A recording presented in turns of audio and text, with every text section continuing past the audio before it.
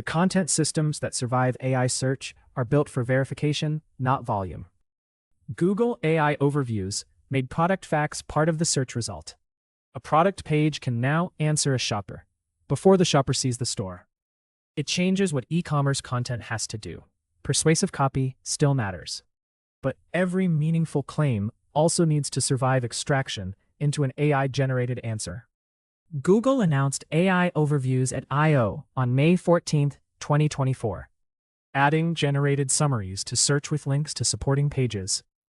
Google's announcement of AI Overviews makes the shift clear.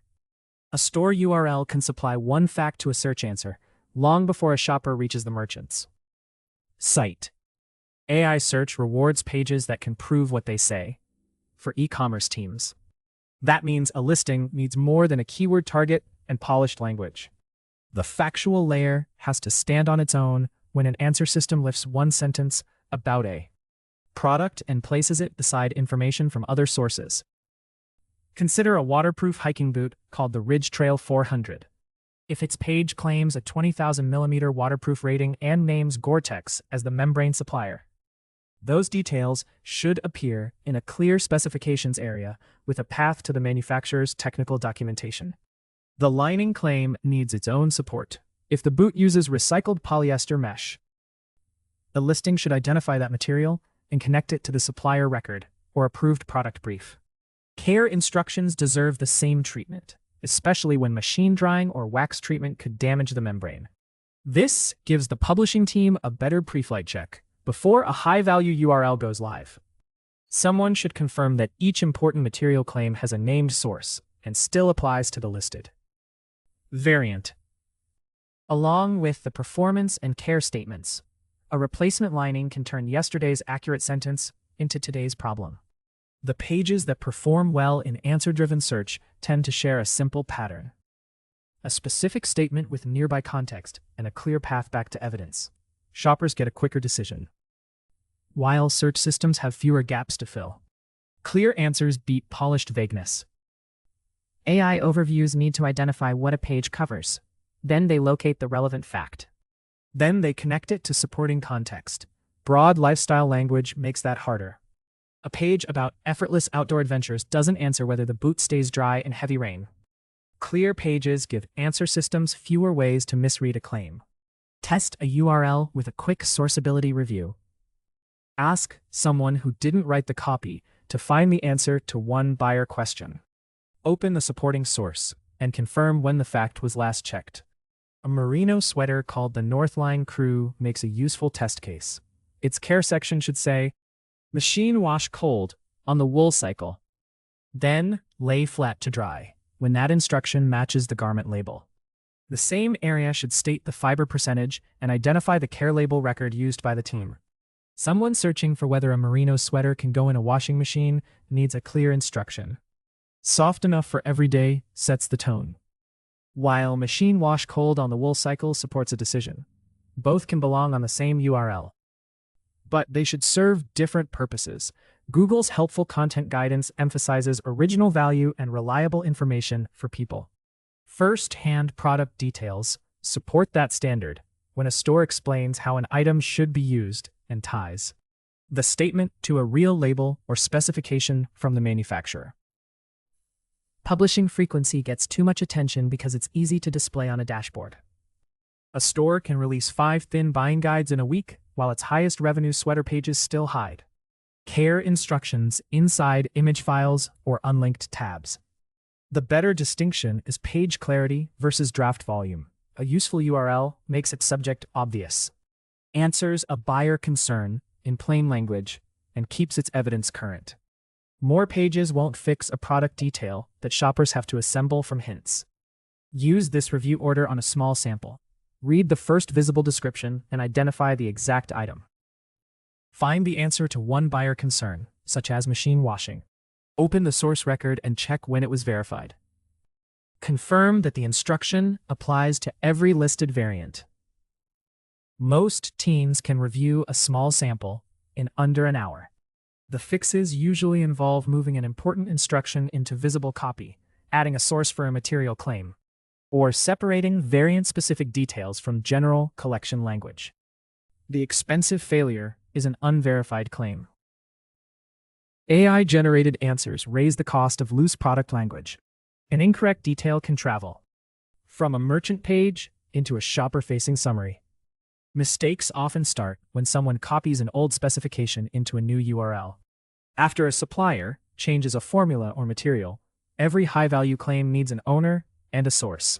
A verification ledger gives the team a control point before publication and shows who reviews a statement when. A supplier sends a revised specification sheet. Ledger field, what to record, claim, the exact sentence or attribute shown to shoppers. Source URL, the manufacturer. Document or approved internal record, responsible person, the team member who owns the check. Verification date. Evidence was last matched to the listing review trigger, the event that starts a new check. Such as a formula change. Take a vitamin C serum called Bright C 15%. The concentration must match the manufacturer's specification sheet. The bottle size belongs against the current packaging record. A carton redesign can change the sellable volume while the product name stays the same.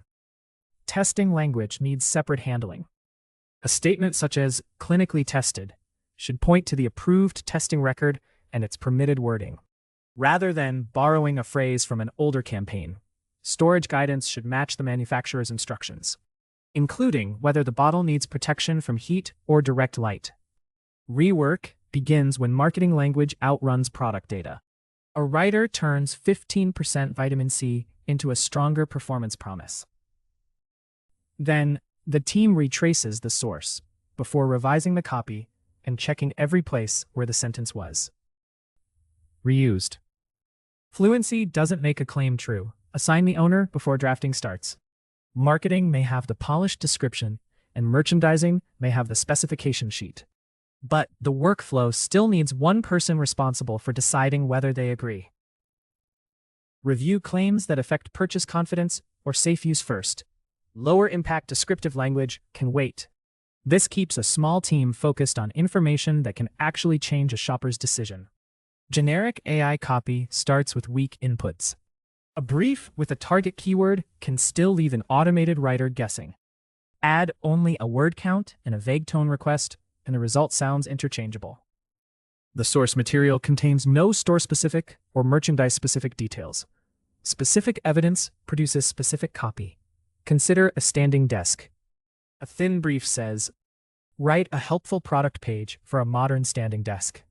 A useful brief includes the 220-pound load capacity, the 55 by 28-inch desktop, the 5-year motor warranty, and the intended buyer, such as a remote worker who needs room for 2 monitors.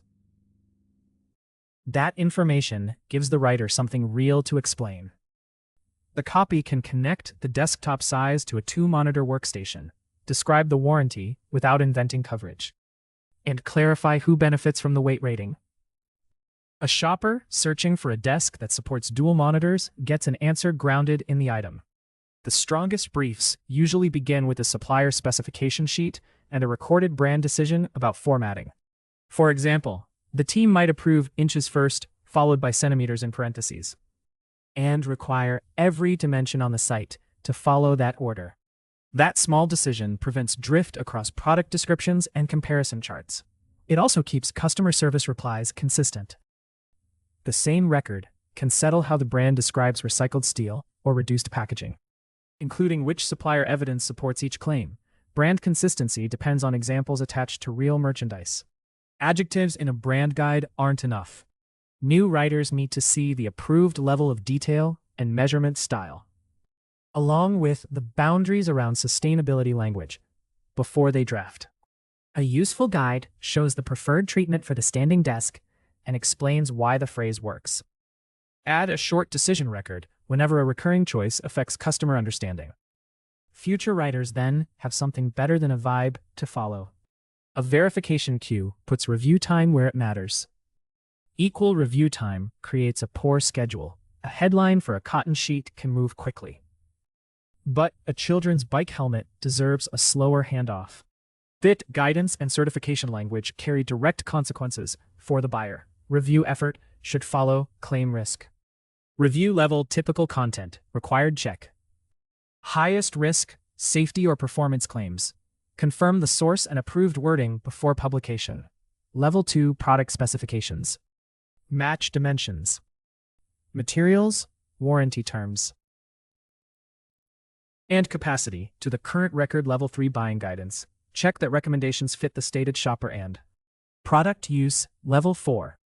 Lowest risk, merchandising copy, review for accuracy, tone, and basic clarity. A children's bike helmet belongs in the first level. The draft must use the manufacturer's approved certification wording. It also has to give precise fit instructions. Position the helmet level across the forehead. Adjust the straps so the fit stays secure. Consumer Product Safety Commission's Bicycle Helmet Safety Guidance shows why this language deserves care. A writer working from memory can easily turn general advice into a promise the product can't support. The cleanest handoff separates responsibilities. The writer drafts from approved evidence. The product owner checks facts against the current helmet record. An editor checks whether the page answers buying questions in a sensible order. This structure keeps subject expertise close to the claim. It also gives the editor a separate job. The editor can flag a missing age range or confusing fit explanation without rewriting the certification statement from scratch. A queue also makes capacity visible. If 4 helmet pages need the highest level of review, the store can publish a lower risk betting update while those pages wait for the right reviewer. The schedule keeps moving without treating safety copy as routine proofreading. Update triggers keep accurate pages accurate. AI search makes stale source material easier to expose. Answers can draw from details published across a store. One change can ripple far. A supplier change may alter a product detail page and a customer service answer, even when the merchandising team updates only one location. Calendar-only reviews leave too much time between a change and the correction. Product information changes when a supplier revises a material blend or seasonal inventory arrives, and a return policy gets a new condition. That delay creates problems. A trigger-based system reopens affected content as soon as the underlying record changes. Useful triggers include a supplier replaces a fabric, component, or manufacturing specification. A material revision changes the care instructions or product description. A return or exchange policy changes the shopper's available remedy. A warranty term, size chart, or stock condition receives an approved revision. Take a linen duvet cover. Its supplier changes the fabric blend from 100% linen to a linen cotton blend. It should reopen the item detail copy, the guide comparing bedding fabrics, and the customer service answer about breathability. The workflow stays centered on that record. An owner identifies affected URLs, assigns the right reviewer, and closes the task only after the visible copy matches the revised specification. Nothing else changes.